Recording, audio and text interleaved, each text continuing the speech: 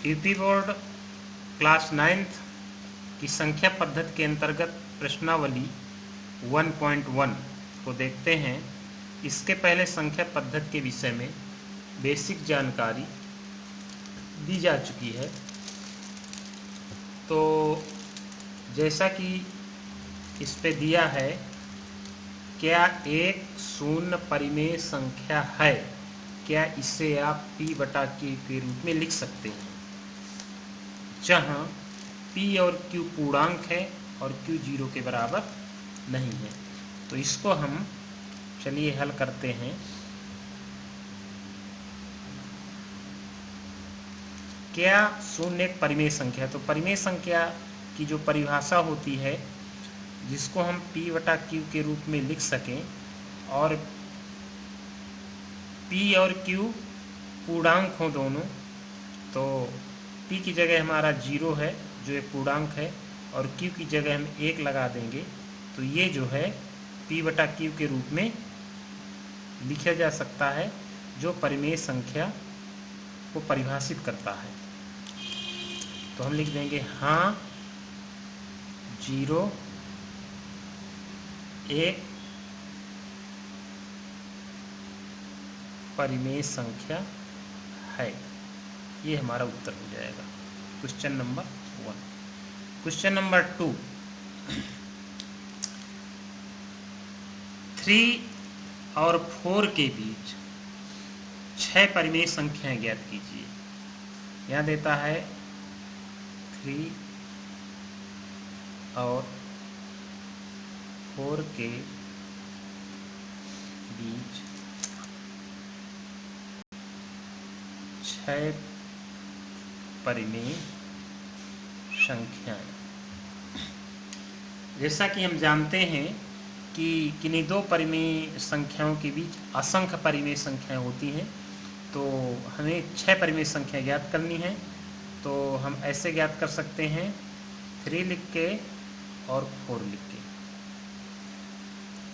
चलिए इसको जोड़ के और इसका आधा कर देते हैं, यानी कि पहली परिमेय संख्या जो होगी हमारी, फर्स्ट परिमेय संख्या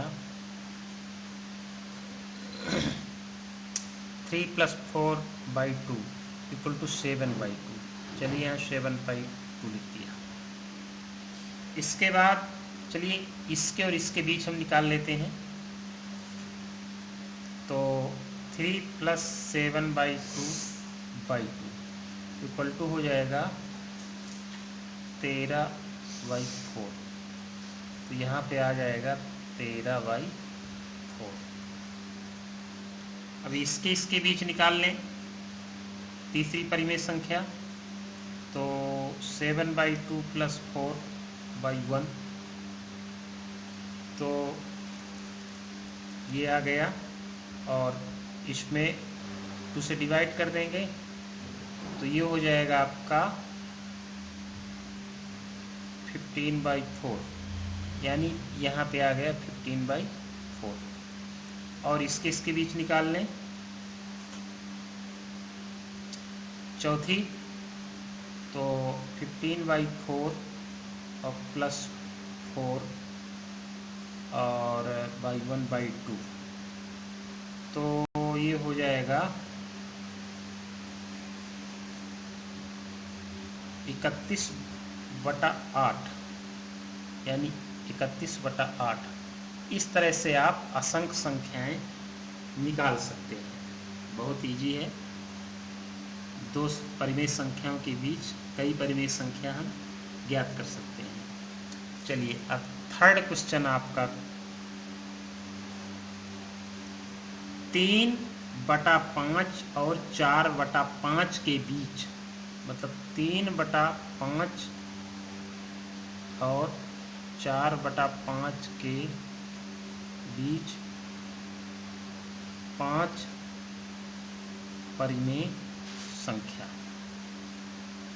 निकालना है हमको। तो आप ऐसे ही निकाल सकते हैं 3/5 4/5 लिख के, और पहली संख्या जो होगी 3/5 + 4/5 और इक्वल टू 7/5 और 2 से डिवाइड कर देंगे इसको तो हो जाएगा 7/10, यानी कि 7/10। इसी तरह इसके बीच निकाल लेंगे और इसी तरह इसके बीच इसको जोड़ के हाफ कर देंगे तो इसी तरह निकलती चली जाएगी जैसा कि हमने ऊपर निकाला। और एक दूसरी मेथड, सेकंड मेथड,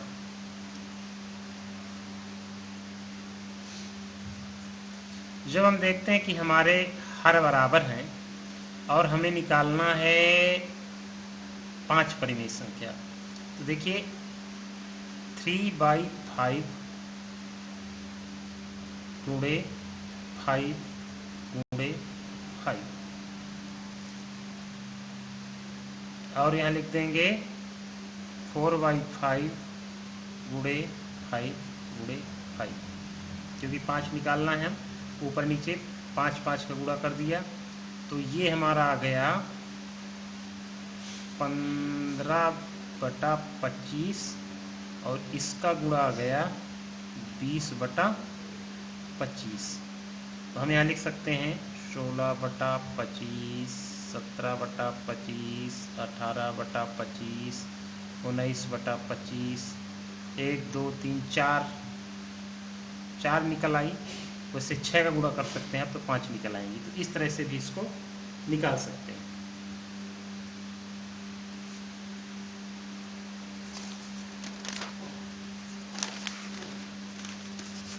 फिर जो है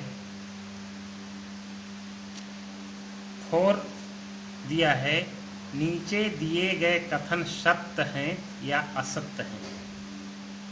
सत्य और असत्य विथ रीजन, कारण सहित उत्तर स्पष्ट करना है हमको।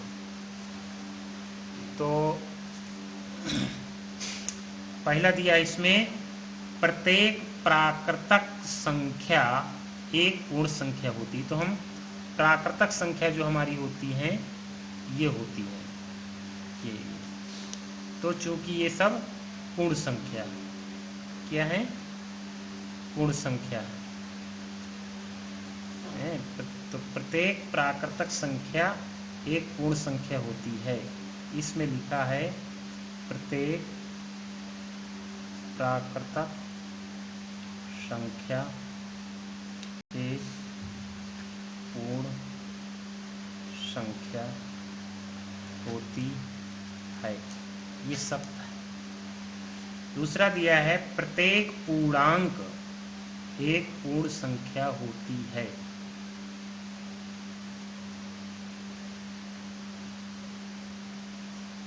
प्रत्येक पूर्णांक एक पूर्ण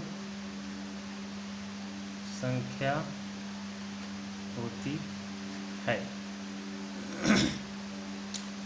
प्रत्येक पूर्णांक एक पूर्ण संख्या होती है। तो पूर्ण संख्या जो हमारी होती है वो आप जानते हैं कि 0 को शामिल कर लिया जाए, 1 2 3 4 5, ये जो है हमारी पूर्ण संख्याओं का समुच्चय होता है।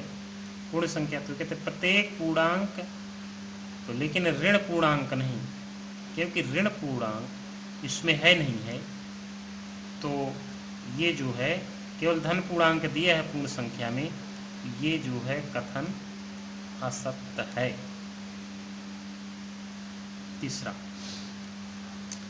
प्रत्येक परिमेय संख्या एक पूर्ण संख्या होती है।